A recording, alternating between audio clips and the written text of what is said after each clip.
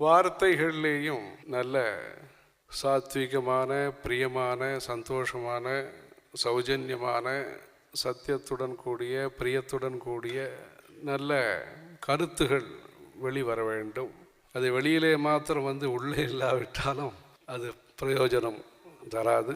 வெளிவருவது என்பது உள்ளே இருந்தால்தான் வெளிக்கொண்டு வர முடியும். அதற்கு நம்முடைய சரீரம், அங்கமும் சரி, அங்கியும் சரி, அது சரசமானதாக இருக்க வேண்டும். விரசமானதாக இல்லாமல், அங்கம் என்பது சரீரம், அங்கி என்பது மேலே போட்டுக்கிறீங்களே அது அங்கின்னு சொல்லலாம், அங்கி சொல்லல, அந்த அங்கியும் சரசமானதாக, அதாவது தர்மத்திற்கு உகந்ததாக, தர்மத்திற்கு தகுந்ததாக, தர்மத்திற்கு விரோதம் இல்லாததாக, அவிரோதம் என்று சொல்வார்கள். சகமதி என்பது ஒன்று, ஒத்துப்போவது.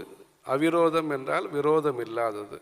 அப்படி சரசமான விதத்திலே அது இருந்து அது தர்மத்தை வளர்க்கக்கூடியதாக இருக்க வேண்டும். நம்முடைய நாடகங்களோ, நம்முடைய சாகித்யங்களோ, நம்முடைய பேச்சுக்களோ, நம்முடைய வெளித்தோற்றங்களோ இதெல்லாம் தர்மத்தை அனுசரித்ததாக, தார்மீக புத்தி என்று சொல்கிறார்கள். புத்தி என்பது அனைவருக்கும் இருக்கிறது.